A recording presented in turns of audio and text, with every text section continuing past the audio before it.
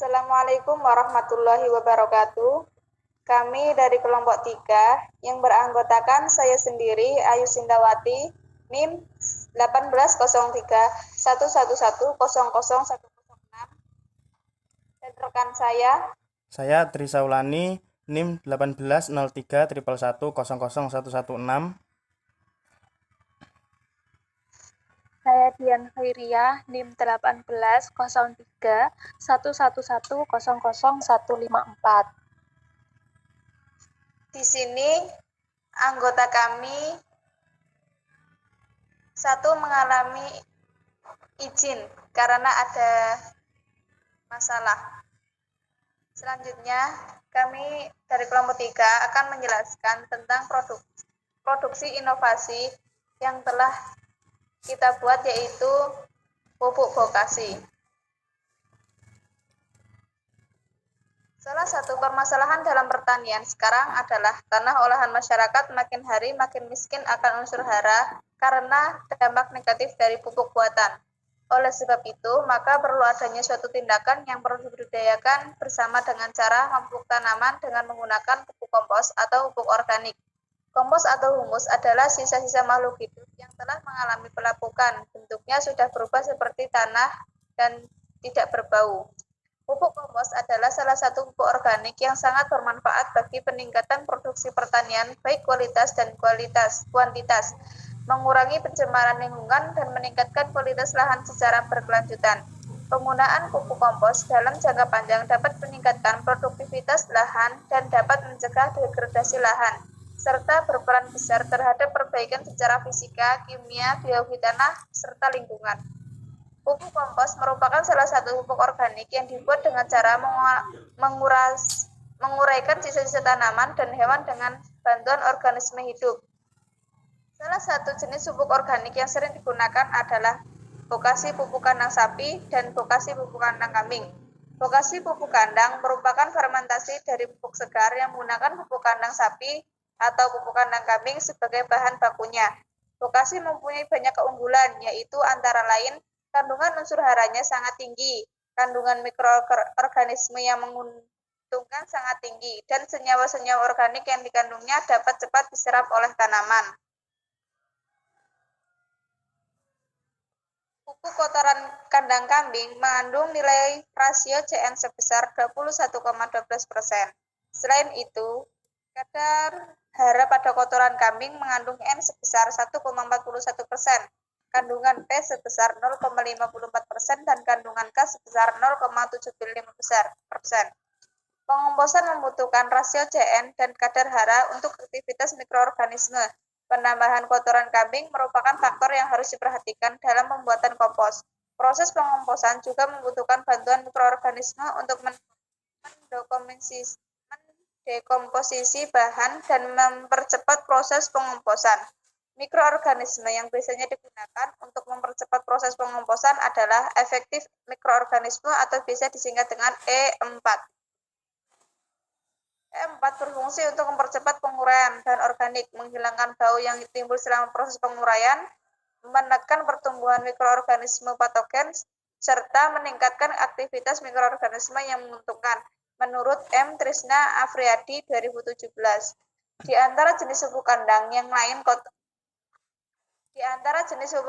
lain, kotoran sapilah yang mempunyai kadar serat yang tinggi serta selulosa.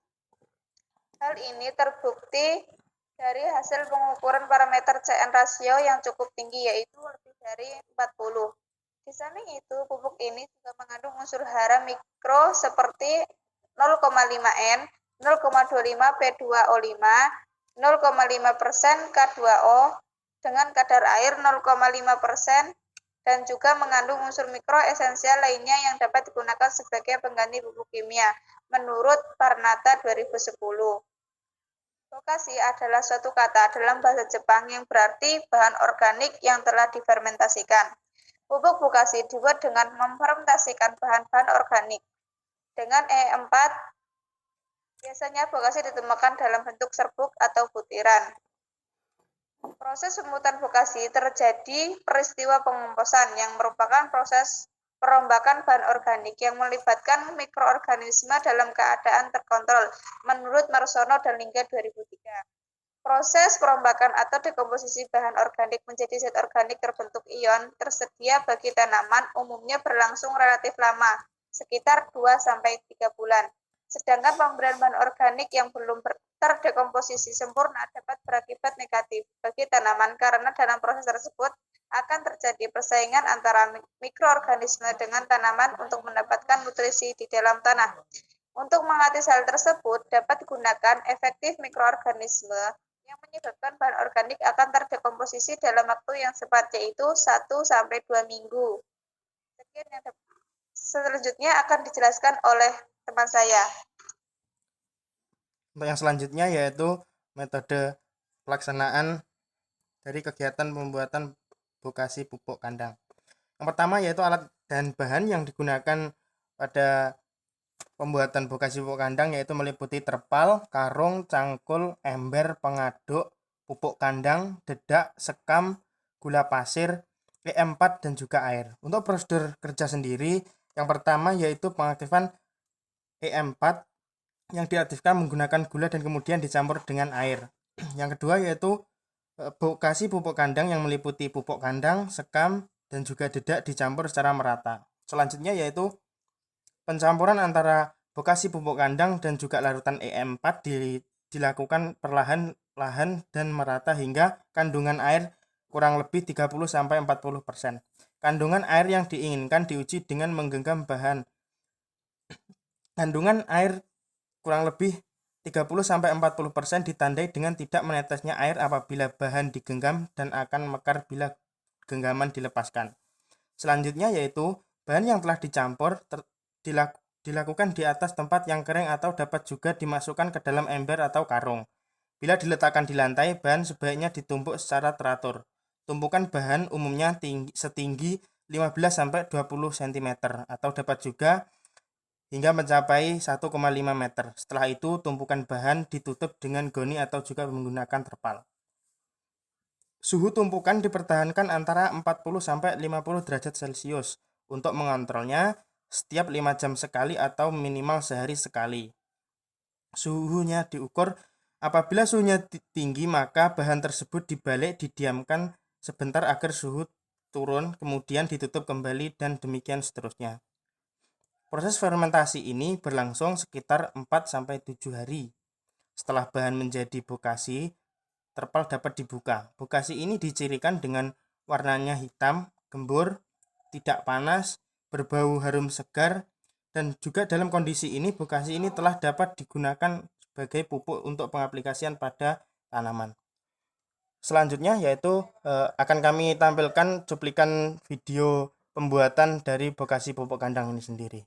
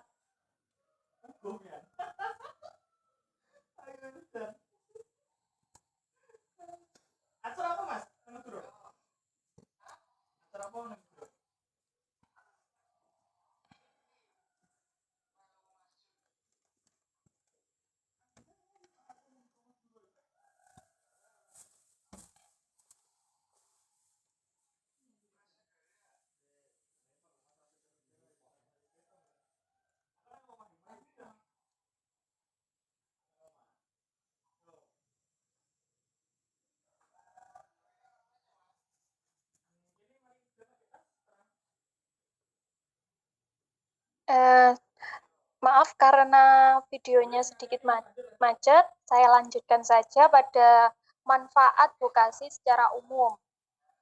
Manfaat bokasi ini secara umum memiliki 3 manfaat, yaitu manfaat lingkungan, tanah, dan ekonomi. Untuk manfaat di lingkungan, yaitu sebagai pengendali limbah-limbah di sekitar agar termanfaatkan. Contohnya seperti kotoran kambing dan kotoran sapi ini.